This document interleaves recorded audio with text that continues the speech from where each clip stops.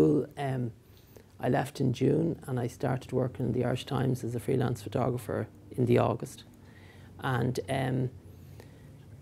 it just seemed like it's something I just took to, but I'd been taking pictures before that, but I wanted to be a vet originally. That was my one passion, but it didn't work out, and I ended up enjoying photography, and that was it, you know.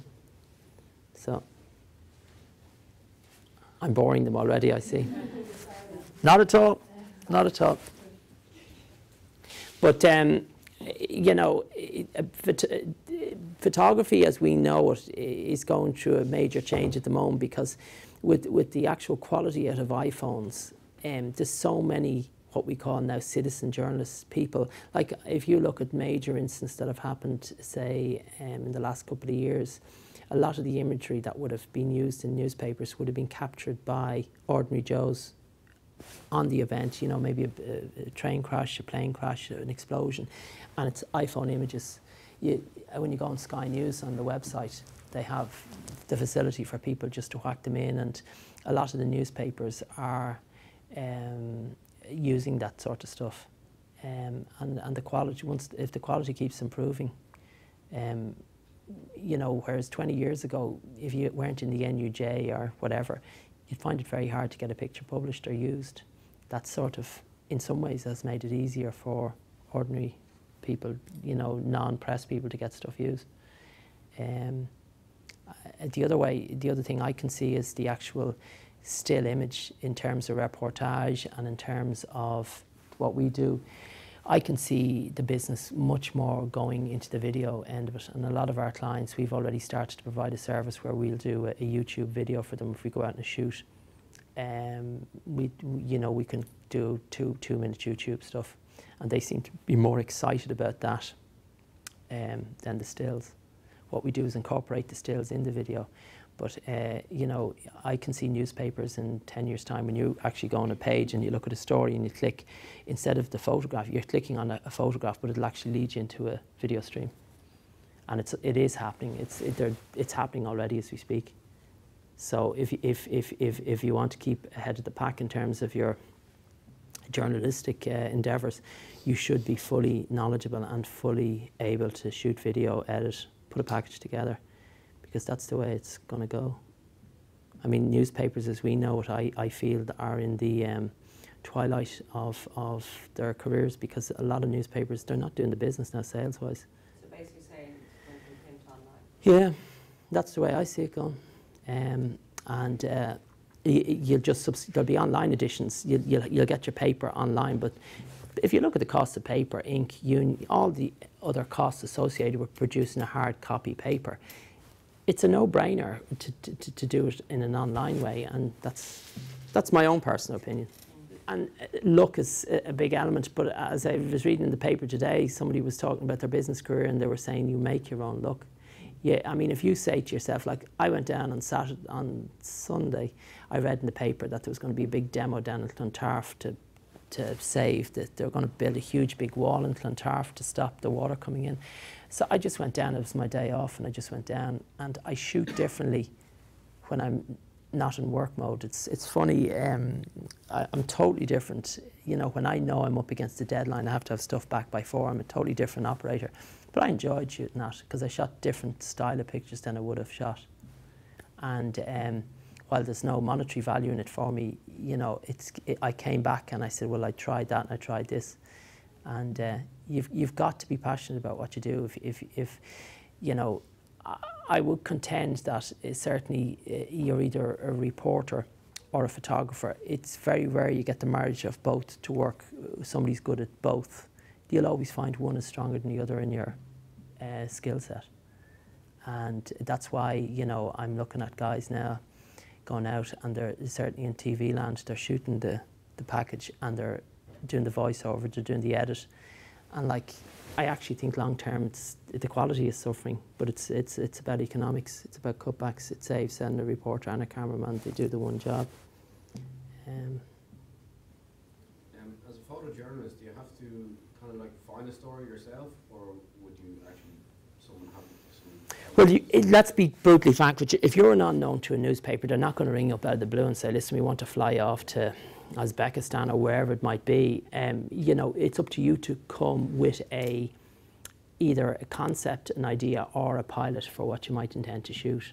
And if there's a particular area that you find interesting, you know, maybe have something that you could go to a potential commissioning editor and say, well, look, here's some of my work already, you know, what do you think of those? Or, you know, there is target markets like the weekend magazine market. You know, they would, it depends on what the subject matter is and what it is. But I mean, yeah, there is an opportunity there, but they're not going to take a punt on an unknown. They want to see up front what they're going to be getting, you know. I mean, are all of you shooting digital video as well as stills? Are you, like, have you all got experience of both? You're still on the stills, yeah. Well, I mean, essentially, the good news is I believe that it's easier to come from being a stills photographer into the video area as opposed to the other way around. I've seen guys who are video guys and they're trying to get into the stills. You get a discipline shooting stills because you've got to get as much in one image, whereas with a video you can pan and then edit afterwards. So, but that's my advice to you. I'd start brushing up on my video skills and take it from there, you know.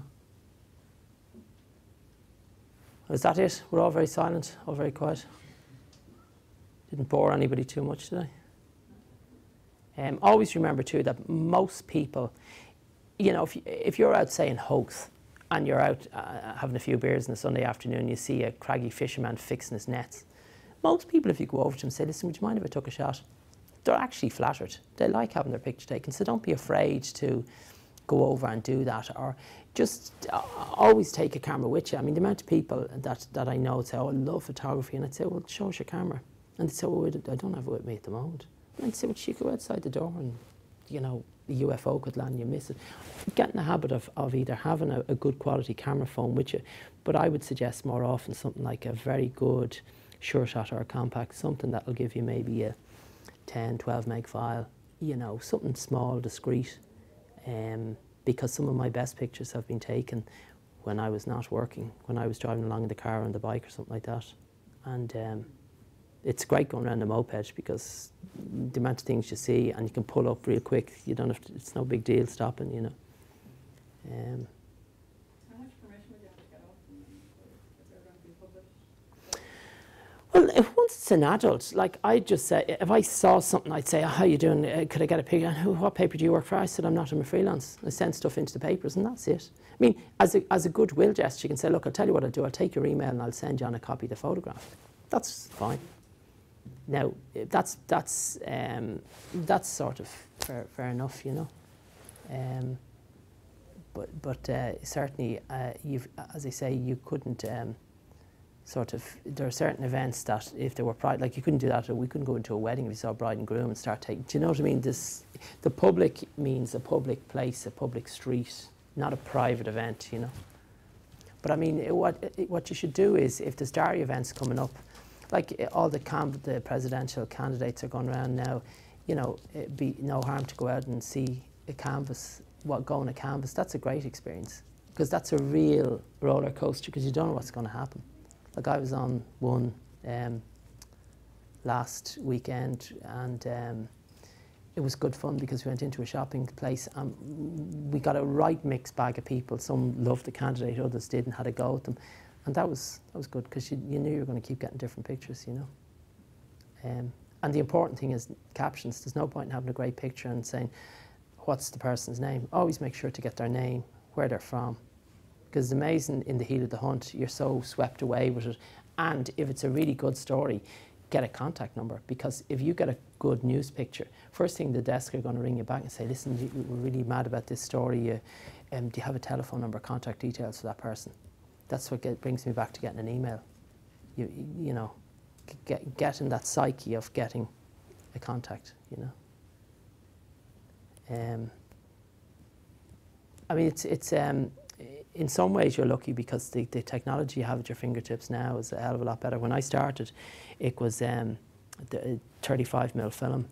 You know, you had 36 frames on a roll. Now, if you have a CF card, you can have 1,000 pictures. That's not an issue anymore. but you did have to be more disciplined. Now I think there's a tendency, certainly for a lot of photographers, we do, and myself included, we overshoot. And I suppose it's because we can, because we're not paying for the film, you know. Do you think that kind of takes away from actually setting up a shop up? Yeah, well, you see, to be honest with you, if it's a case of, it's a bit like going out with one fishing rod and then going out and saturating both sides with a big net. The attitude is, sure, I'll get it somehow because I'm shooting so many pictures, I'm bound to get the picture. But timing is critical. It's that split second, or it's actually knowing that if you're covering an event, you can get a feel or a vibe, or you think something might happen, or you might wait for that shot where they go like that. That's a split second, and you can miss that. So you gotta, and that only comes with literally reading. A lot of newspaper and reportage stuff is you're reading situations. You're actually trying to second guess what's going to happen next, and that's something that you learn. That's it, you know.